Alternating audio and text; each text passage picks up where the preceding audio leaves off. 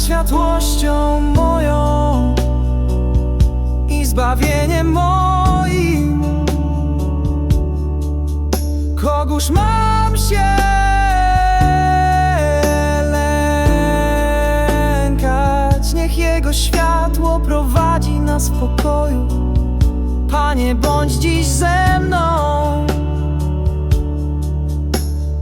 Prowadź mnie do domu, którym jest wolność.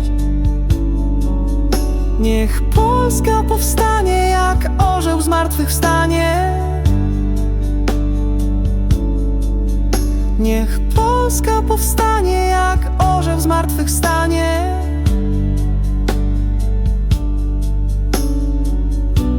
Zmartwychwstanie.